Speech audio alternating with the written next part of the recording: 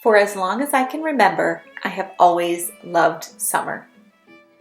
Maybe it's because our mom was a teacher, and so summer meant she was home and able to take us to the nearby lake for a swim. But more likely, it's because I live in New England, where summer is a precious, short commodity. And like all things that come in limited editions, I covet each and every moment. In today's video, I'm going to share with you some summer bucket list items, and you'll get to see how I put them into action. You'll also get to peek what's in my summer beach bag, and I will share with you a summer thrift haul, and you'll get to decorate with me as I do some simple swaps to lighten and brighten my home for the upcoming summer months. And don't forget to stay to the end for the Relatively Refines segment. A tradition I started when my children were little was to create a summer bucket list. We called it our sand bucket list. And it included big and small activities that we wanted to accomplish before the summer slipped away and they were headed back to school. We would grab poster board and decorate it with bright colors and pictures of beach balls, and we would tick off each item as we accomplished it. This is a tradition I continue to this day. And this year, I've included some goals, two of which I will share with you today. I keep pretty active with almost daily walks, but this summer I decided to challenge myself and to participate in an activity, a sport that is a little more social. So I have been playing tennis 2 days a week, and this footage I'm showing you is the tennis court that is just a little bit from my house, maybe a couple of miles, and it is stunning. So it's not hard to play tennis when this is the view. It sits on the shores of Lake Champlain, and after tennis I can walk down to the beach and admire the view.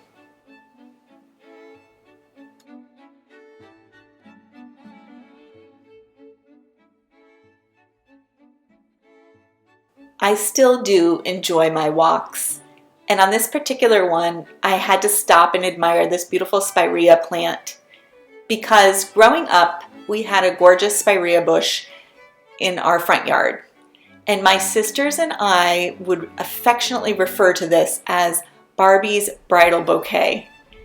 If you look at the cluster of flowers, of blooms on this, they look exactly like a little bouquet. And they were just the perfect size for our Barbies. Also included in my sand bucket list is reading more. I decided I should be able to read 3 books this summer. That seemed like a reasonable goal.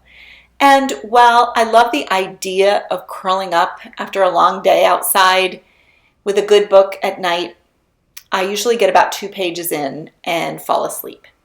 So I decided if I was going to read this summer, I needed to be prepared and have my books at the ready. Here is a look at my summer beach bag. A few months ago, I thrifted this beautiful April Cornell straw bag. April Cornell is a textile company whose owner, April Cornell, actually lives right here in Vermont. And I have long been a fan of the beautiful bright colors and textiles that the company imports. However, this bag surprised me because this is not typically, did not look like an April Cornell product, but I did know it was a high quality item, and so when I saw the label, I knew this was a keeper. I am loading it up with sunscreen. These are 2 of my favorites, and they are going into a reusable bag.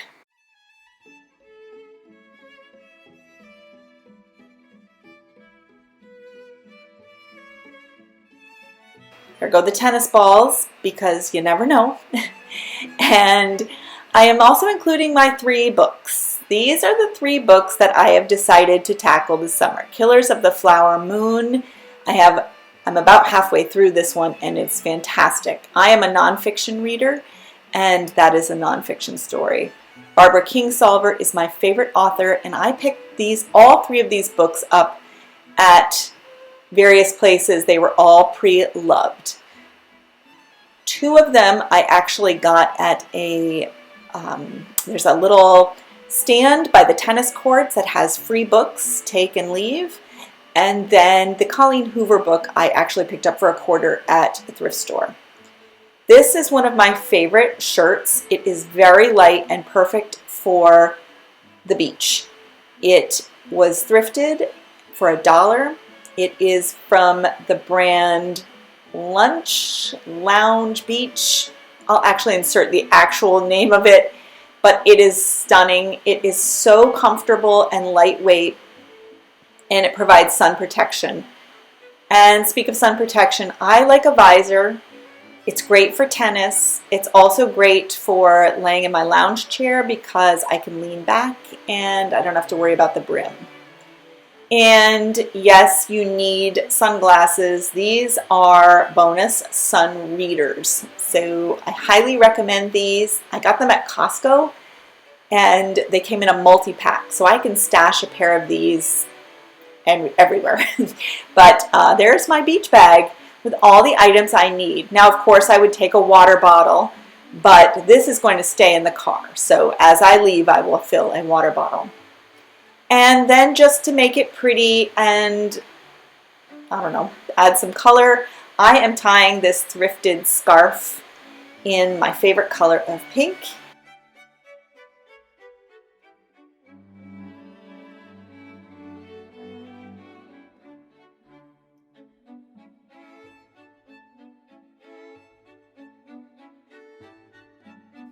I historically do not have great luck at the Goodwill, but I do pop in because you never know. Some of my best items I've gotten from there, but they are few and far between. On a regular basis, I don't generally go. But I did spot a few things that I am really pleased with. I will use, and I will show you how I'm going to use them in my home. The first is this tin, inspired by my sister Paula's love of tins. I spotted this, and like her, I love blue and white. And this tin is a unique oval shape. It has a very Delft look to it with windmills and ships, and the shades of blue are just beautiful. It is in perfect condition, and I thought it would be a perfect display piece that could also hold items. And it does have a marking on the bottom that says made in Western Germany. So it's for sure vintage, right? Because I think that stopped in, I want to say, early 90s or maybe 1990s. So it's probably just about vintage. And it also had an original price tag from, well, maybe not an original, but it had a price tag from a department store on it for 99 cents. This was $2.25, and it is perfect little oval shape. And I am so happy to display this. I am envisioning this holding tea lights, and I will show you how I use it at the end of the video.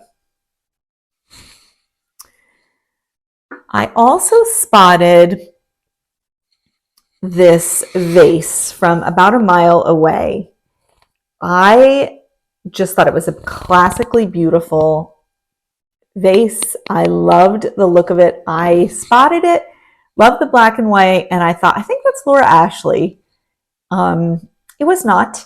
When I turned it over, it is actually Ralph Lauren, but it had that kind of classic sort of, I don't know how to explain it, but timeless look to it. I love the florals on it. And my kitchen is black and white.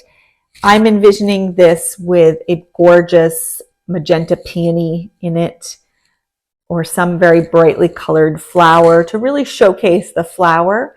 But this also is perfect on a bookshelf because it provides sort of the classic elegance without detracting from the other things. And I think in my sitting room, where I have a decidedly kind of Ralph Lauren look to it, I think this will be perfect, but it also is great in the kitchen. So I'll show you where I have it, but I have a feeling this is a piece that I will move around a lot depending on the time of year and the room I want it in. So that was, I think this was $3. I have since washed everything and removed the stickers. And this last item, growing up in our home, our family home that we grew up in, it was a big, rambling, old village home. I guess you could call it a village colonial, but it had a little bit more of a farmhouse shape to it. Anyway, my parents had it filled with beautiful furnishings and antiques, and I can remember a marble top table that was always in our home, and on it, it had a bowl and pitcher set, similar to this. Huge bowl and pitcher, and that just reminded me of home. I think most old Vermont homes have something like this in it. But when I saw this at the Goodwill, it wasn't like this. I spotted first this pitcher, which is massive, and I grabbed it because I thought, oh my goodness, this will be so beautiful with hydrangeas or just some big floral mix. I love the scalloped edges, and it has some detailing throughout that I love. I love the handle. I just loved everything about it. It had a very old world look to it, and I'm more of a kind of colonial Williamsburg kind of decorator. This is a little bit more, I don't know, it has a little bit more detail than I usually enjoy, but I just had to have this. And there was a chip in it. There was like a white chip. And so I thought, oh, there's got to be a chip on this. I have yet to find it. So the broken piece that was in there, I don't know if it was from a different item, because the cutout, I like ran my finger on the edge and there are no chips on it. And I ran it along the bottom and the sides. I don't know. So I put the picture in my cart and I kept going.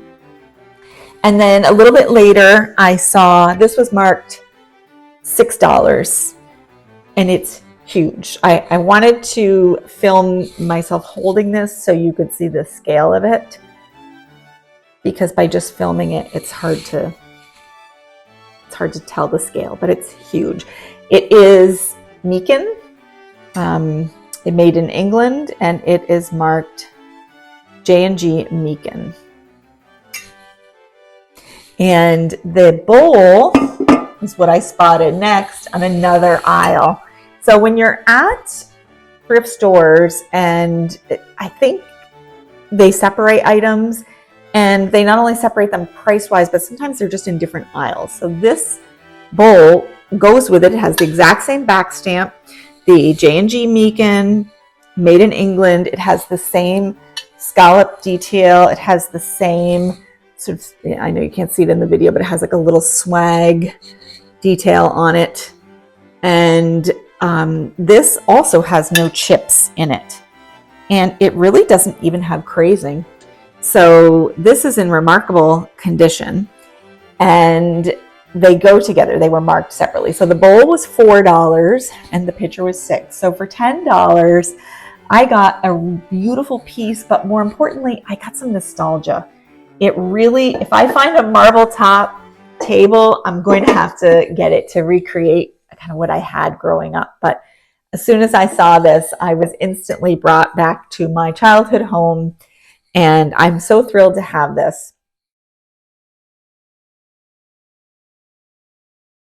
With the exception of Christmas and fall, I generally do not seasonally decorate, particularly for spring and summer.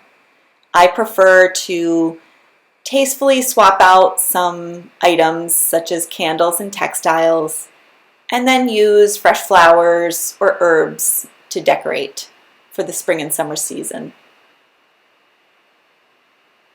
So recently I purchased a couple of new bright colored candles, or maybe they're not bright, I guess they're more pastels. And I loved this light blue color and of course pink.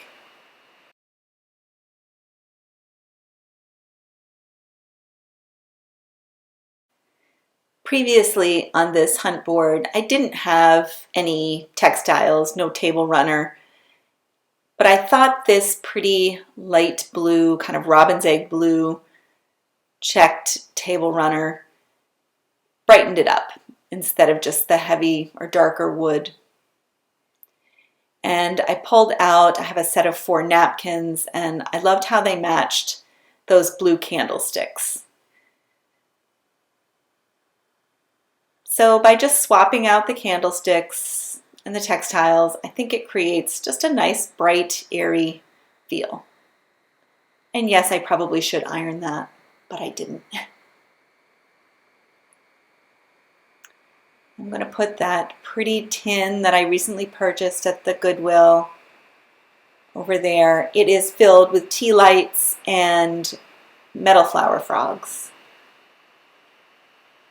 And now you can watch me play around a little bit with that gorgeous pitcher and bowl set. I love the look of it together. And it also looked pretty on its own with the pitcher and the bowl separated. But ultimately, I decided to keep them together. And I just utilized this really pretty porcelain flower box to put K-cups in. And there I am with the pinks and the blues. And envisioning this incredible pitcher filled with hydrangea or roses or something gorgeous. I just cannot wait. I'm swooning at the thought.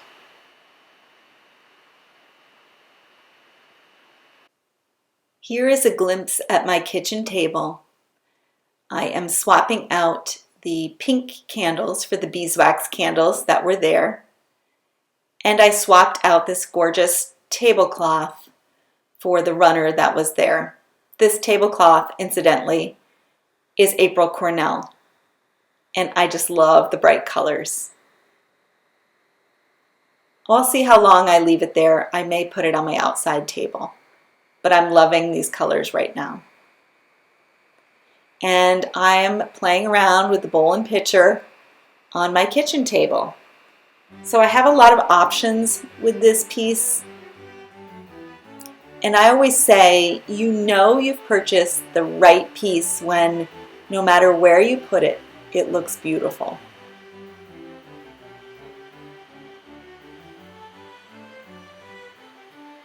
Thank you so much for watching today's video. Please go ahead and give this video a thumbs up. It helps YouTube with their algorithm, and it really helps us to know that this is content that you enjoy. Please subscribe to our channel if you haven't done so already, and if you click the notification bell, you'll be notified whenever a new video is uploaded, and you won't miss any of them. Today's refind comes from viewer Roberta. She purchased this gorgeous marble top table at a yard sale in 1973 for $10. Like my sisters and I, Roberta loves all things vintage and especially glass. And the beautiful pieces on top of this gorgeous table belong to Roberta's mother. Thank you, Roberta, for sharing this treasure and the story behind it with us. If any other viewers would like to share their own treasure, please go ahead and send a picture and a description to the email on the screen, and we will try and feature it in an upcoming video. Thank you so much for watching.